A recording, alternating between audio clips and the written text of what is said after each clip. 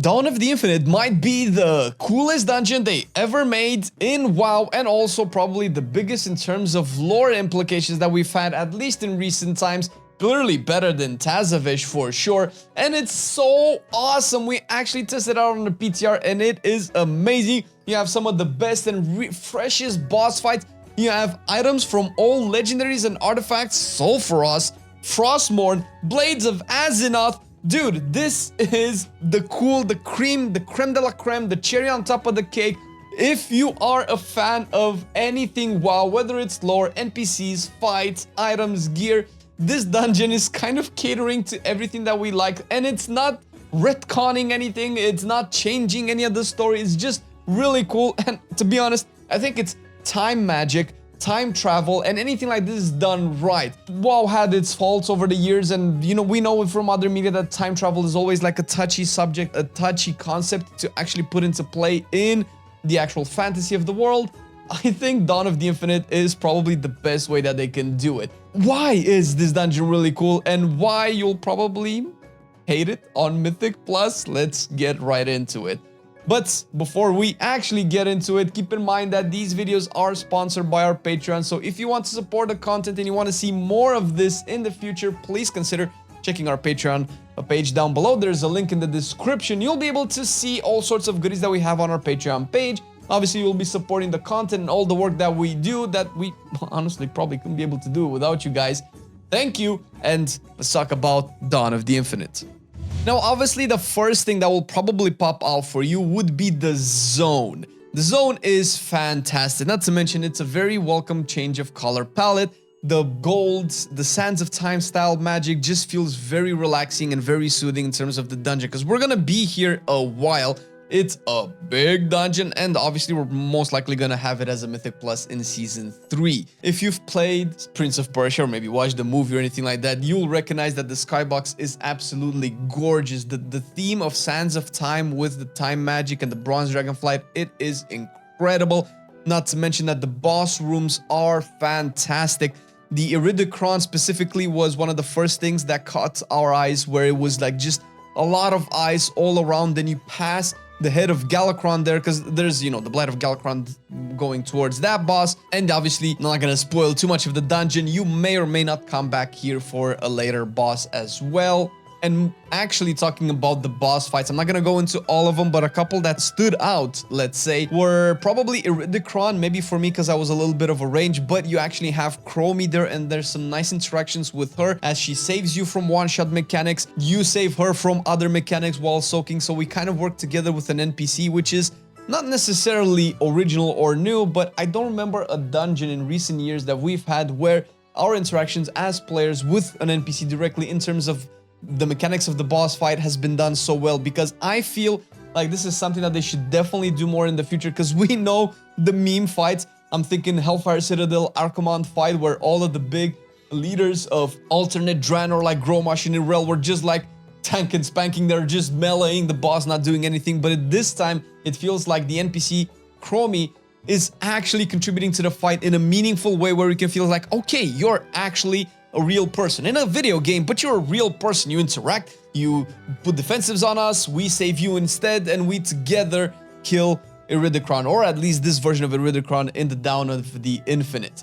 It's amazing. It's one of the fights that stood out the most, and I personally loved it. There are other fights as well, like, you know, if you're a fan of the old lore for Warcraft, you'll notice the Lothar and Grommash bosses, depending on your faction. I think the fight that you will end up doing is based on your party leader's faction, because we ended up fighting Lothar, although we were Alliance in our groups as well, so that's different. But it is fun because this is the Alliance versus Horde battlefield. It has a neat concept. The mechanics are really fun.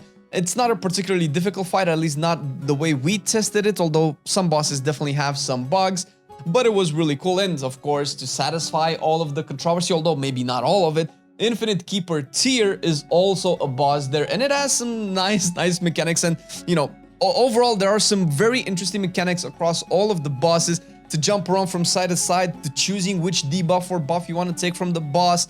It's actually very, very refreshing in a world where We just had to dodge a lot of swirlies, dodge a lot of cleaves, soak different stuff. Having different style of mechanics is very refreshing, and this is, you know, boding well for the future of PvE content, whether it is raids or dungeons alike. Also, let's not forget, maybe one of the biggest reasons why you will hate this dungeon, probably on release, but also on the Mythic Plus, is that we now have another puzzle to traverse.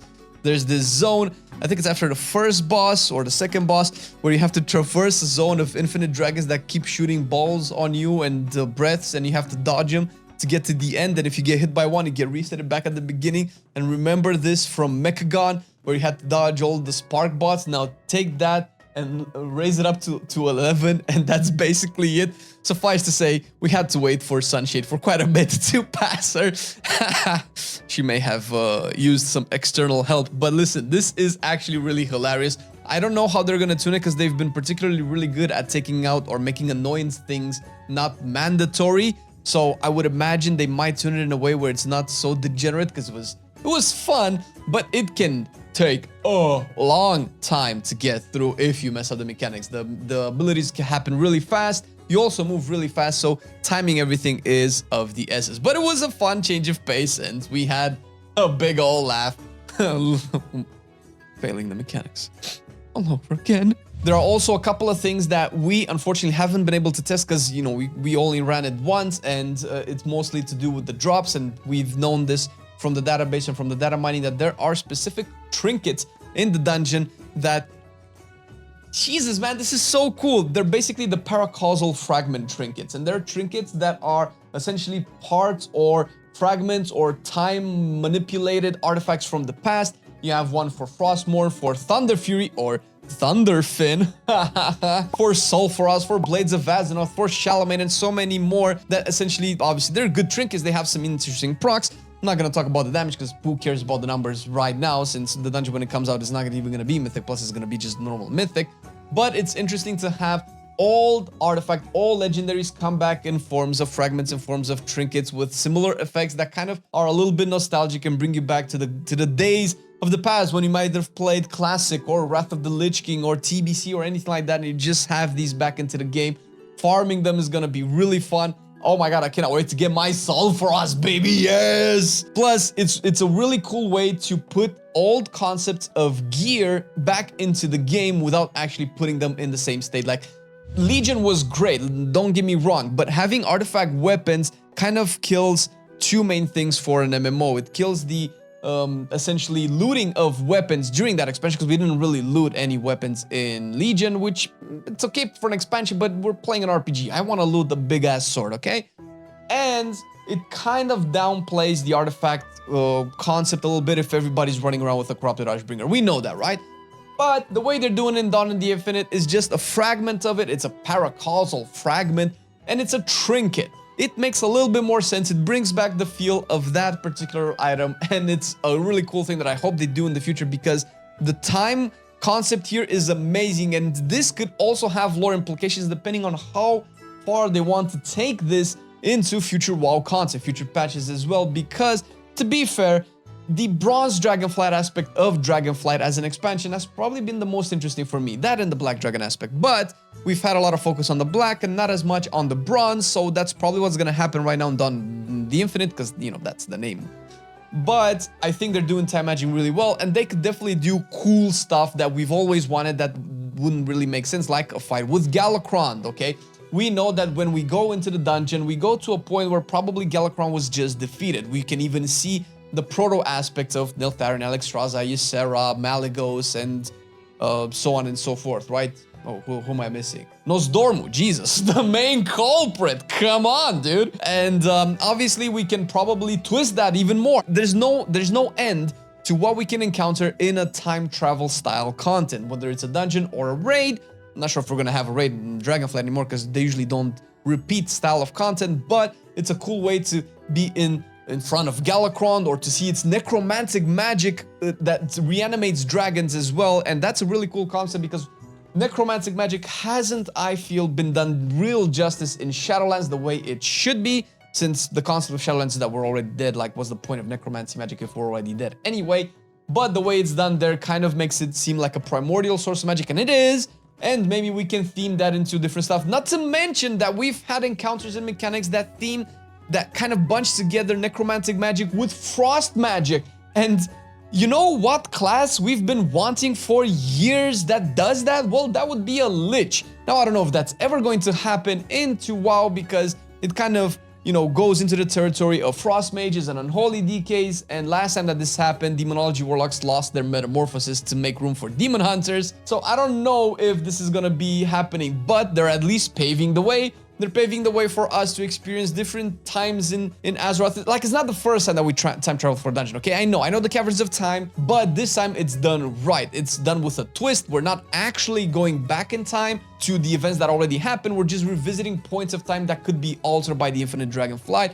And of course, you know, you have the whole story with the Infinite Dragonflight. You have some really cool bosses with Morchi and Deos. Deos being the last boss of Uldaman that you fight at the end, which has some of the coolest fights ever. I was kind of dead for the majority part of the fight, but because I was dead, I was able to see kind of how the fight unfolds, and to see, even though with probably minimal impact, the proto aspects running around Deos and trying to shoot fireballs while my friends were trying to kill Deos. It was very funny. It's a cool dungeon. It definitely sparked a love of WoW that I've kind of lost over the years, the love of the world that was created over decades. And, you know, bringing back all cool characters, and in a way where it doesn't feel like we're encroaching upon pre-established lore with retconning a bunch of stuff. It's just the Infinite Dragonflight, and I kind of always like this concept, and I hope that they take this into the future. Awesome mechanics, awesome items that are past legendaries and artifacts, awesome bosses, awesome zone. Dude, this dungeon is looking really cool. I had a blast doing it, and to be fair, I didn't feel this way in Mechagon. I didn't feel this way in Tazavesh. I didn't even feel this way in Karazhan, which Karazhan is a cool dungeon. It's part of my soul here. But this is probably one of, if not probably the best mega dungeon that they've done, and we have to give props where props are due. What do you think? Are you excited for the Dawn of the Infinite? Do you want to get Thunderfin, blessed blade seeker of the Thunder Murlocs? I don't know what it's called, but it is hilarious. Let us know in the comment section down below. Thank you, patrons, for supporting the content, and we will see you in the next one. Bye-bye. I've been loving it then, I still love it now. Still, I play WoW. Still, I play WoW. Getting better every day, let me show you how. Cause still, I play WoW. Still, I play WoW. It's getting harder to stay, but at the end of the day, it's a guilty pleasure, so just log in and play. Whether it's classical retail, I'ma do a /bow. Still, I play WoW.